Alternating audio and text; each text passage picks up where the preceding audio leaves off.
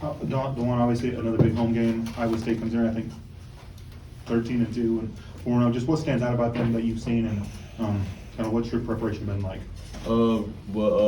We put against like scouts today, but really, I seen that they played really good defense, one of the best defense teams in our conference.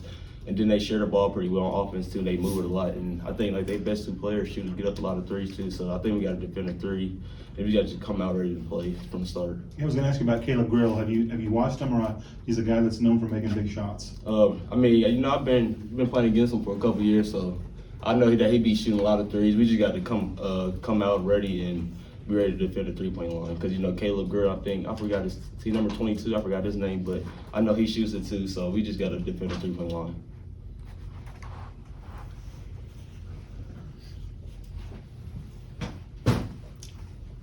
Looking at Iowa State's backcourt, they force a lot of turnovers. What do you think allows them to do that?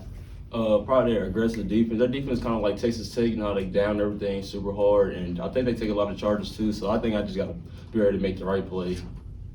And how much is going against teams like Texas Tech and just the league? How much does that prepare you for a backcourt like this? Really, we got to come out and be ready to play because we got to have a lot of ball movement because their defense is really good. So I think really we got to get to like the middle ball screens because they down to the side ball screens. So I think we get to like our middle ball screens with me and KJ, maybe probably Zach too, and play to the short row and try to see what we can happen after that. Juan, I realize it's a small sample size, but it's getting bigger. But if someone told you 3 years ago that in conference play you're shooting 71% from the three, what would have popped into your mind? And then just some general thoughts of how you're shooting from beyond the arc. I didn't think I could do that, but really my teammates and my coaches, they tell me every day I need to shoot the ball, and teams are making me shoot the ball, so I just gotta have the confidence to step up and make the shot. Would you have believed it? I mean, we work on shooting every day, so I hope I progress over the years, but coaching them was on me every day about shooting the ball, so I just be trying to have the confidence to step up every time I shoot it now.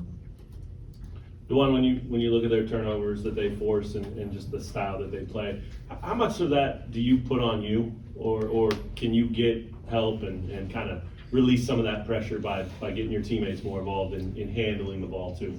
I don't think they like full court Right. Play defense like that, but I think like when we get to the half court, I think we just got to share the ball, get them moving side to side, and then find like the open creases and try to attack that. Because we know that they're gonna, like I said, they're gonna down everything. So and help really hard and take a lot of charges. So we just got to send cutters when we drive and look to do the skip pass and try to find the open creases, like I said. Grady did a lot of that the other night. I mean, even though he didn't get a ton of shots and didn't have a great night shooting, he's out there 36 minutes. He's moving.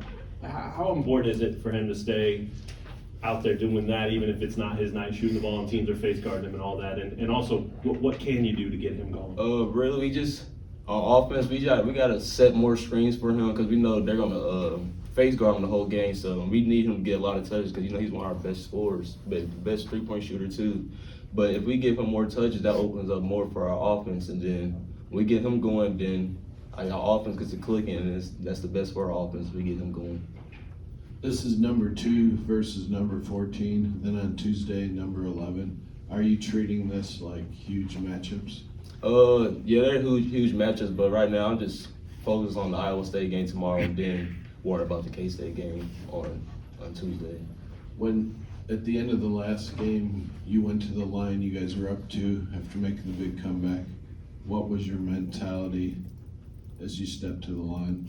Just make both free throws and call it a night, really. I wanted to make the first one, and if I made the first one, I knew I had the confidence that I was going to make the second one, so I just wanted to make both of them. Dajuan, so 4 games into Big 12 play, it seems that any game can go either way, and half of the teams in the Big 12 are ranked in the top 25. What's the key to staying on top of the conference and, being competitive in all the games? Really starting off fast. We can't keep giving up leads like that because when we go away, it's going to be hard to come back from that, from a away game. So I think just starting out pretty fast, and we get out to a good start, I think we'd be in great shape. Dajuan, I'm guessing you didn't face down and ball screens, no middle type defense like when you're in high school, right? No. What was the first time you played against it? What was it like? And how is it different now that you've faced it, for 3 years? When I first got here, when it was like Marcus Garrett guarding me and then Doak down in it, so it was hard. Like, they was the best 2 defensive players in the country, so when I first tried to come, I couldn't do nothing, and then I was smaller than I was now, so it was just harder, Doak bigger, and then but really just trying to make the right play. Don't try to do a lot because when people down it's kind of hard to make a play. So when I learned a lot freshman year just to see what's open and then don't try to force a lot. Are you way more comfortable against it now than you used to be, because you see it a lot still in this league? Yeah, we go against it down every day in practice too. So I'm way more comfortable. Coach wants more middle ball screens for me, so I got to get used to it to make plays for us. So. Juan, you and KJ seem to have a unique relationship. I mean, both your games are escalating significantly. You're getting him the ball in great spots. Can you just talk about the back and forth between you and KJ and your relationship on the court? Well, me and KJ off the court, me and KJ got a great relationship. We hang out all the time after practice, and like Bobby and Jank in the room, I'll just be talking. But on the court, really, KJ is really he's not really a 5-man. He's really a forward. So when I come off the ball screen, he's strong too, so he can actually play down there. But when I call the ball screen and pass it to him for the short row, really he can do everything. He can shoot the floater, go dunk it, or make the right pass. So he's like a point forward, so like another point guard. So it's easier for me, and then he make it easier for all of us making the right play too. So There will be a lot of former players here this weekend and some coaches. Has Coach talked about that, and what does that mean for the pressure going into the game, or is there no pressure, or what? He said something last night after we got done watching film. He said last time all the players came back, we lost or something like that. So really we just gotta be ready to prepare for practice today and get better, and then come in with a lot of focus tomorrow before the game. All right, Juan, thank you. Thanks, Juan.